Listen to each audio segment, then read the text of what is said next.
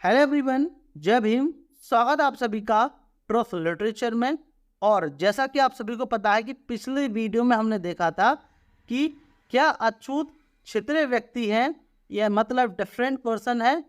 उस वीडियो के माध्यम से हमने जाना था कि अछूत किस प्रकार से क्षेत्रीय व्यक्ति हैं, और साथ ही साथ हमने ये भी जाना था कि जो एग्जाम्पल हमने दिया था महारों का, कि महार एक महाराष्ट्र में ऐसी जाति है जो गांव के बाहर रहा करती थी और किस प्रकार के उन्हें अधिकार प्राप्त थे। अब आगे के वीडियो हम देखेंगे कि क्या ऐसे समानांतर मामले हैं, मतलब और भी ऐसे मामले हैं कि जैसे कि जिस प्रकार अछूत हैं, छितरे हुए व्यक्ति हैं, उसी प्रकार ऐसे अन्य कोई समानांतर मतलब हम बोल सकते हैं सेम बोल सकते हैं मामले हैं या नहीं। इस चैप्टर में हम यही जानने वाले हैं कि और अन्य देशों में क्या छितरे हुए व्यक्ति या अछूत व्यक्ति हुए हैं या फिर नहीं। तो आइए देखते हैं। यह हमारा चैप्टर नंबर 5 है, अध्याय नंबर 5। तो जैसा कि मैंने टाइटल पढ़ ही दिया है, क्या ऐसे समानांतर मामले हैं या फिर नहीं कि अछूत छितरे व्यक्ति हैं या नहीं अन्य जगहों में। तो क्या इतिहास में कहीं और भी ऐसे मामले हैं जहां छितरे हुए लोग गांव के बाहर बसते थे इतिहास में? इस प्रश्न का सकारात्मक उत्तर दिया जा सकता है, मतलब पॉजिटिव आंसर दिया जा सकता है। सौभाग्य से हमारे पास ऐसे उदाहरण हैं जो यह प्रमाणित करते हैं कि भारत में जो विशेष रूप से घटित बताया जाता है वह अन्यत्र भी हुआ है, मतलब अन्य जगह पर भी हुआ है।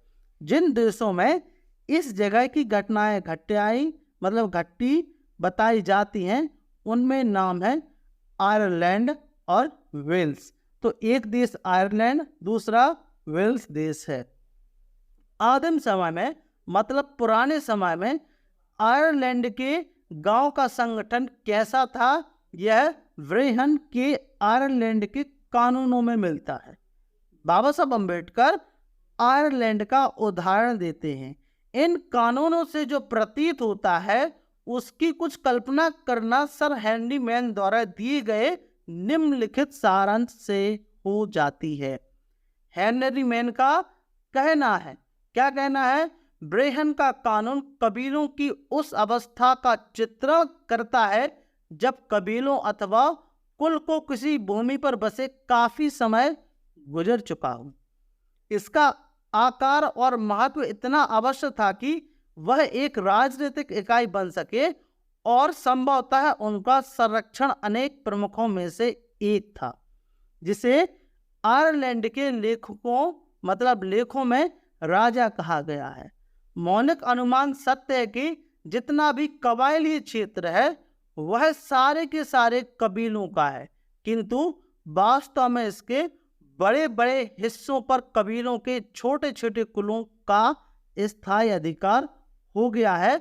उसका एक हिस्सा मुखिया के लिए निश्चित है और उत्तराधिकार के लिए विशेष नियम उनके उत्तराधिकारियों के लिए दूसरे हिस्सों कबीलों के अधिकार क्षेत्र में है। तो सेम लगभग यही घटना जो कि अछूतों के साथ कि जो क्षेत्रीय लोग थे वो बस गए, तो उनके पास भी कुछ 52 अधिकार थे जो हमने पिछले वीडियो हमने देखे थे।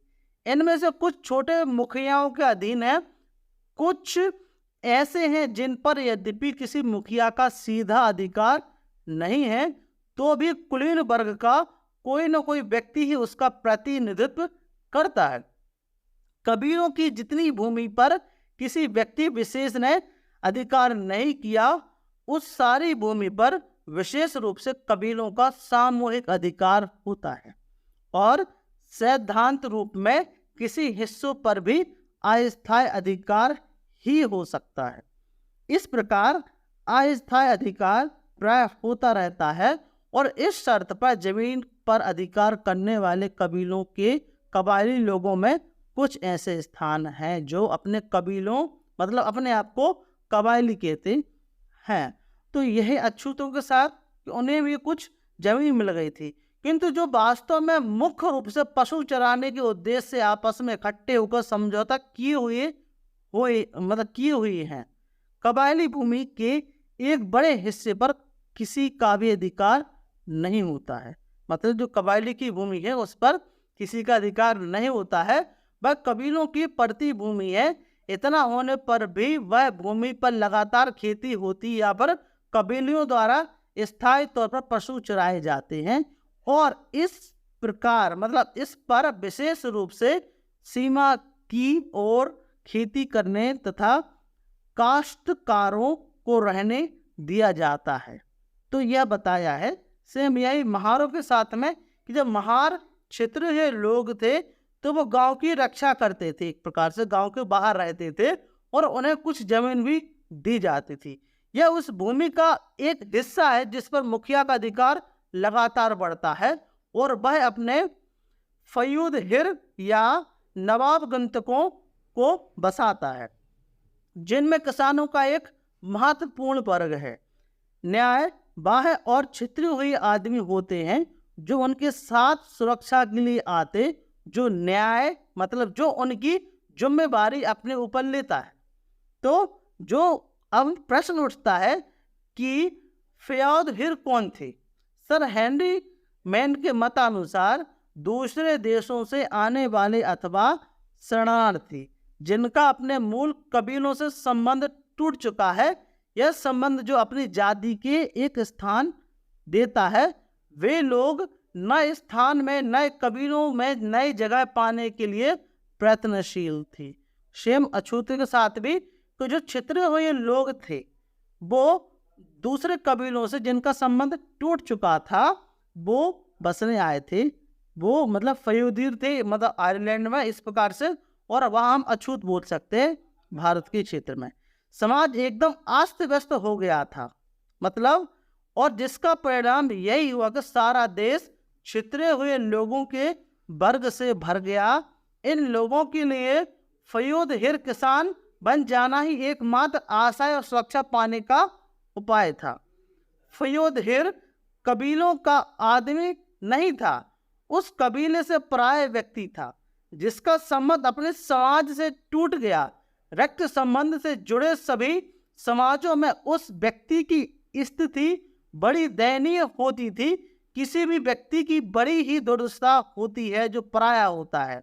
जो स्वाभाविक स्थिति है वह तो जाती ही रहती है, उसके पास इसके सिवाय कुछ चारा नहीं रहता।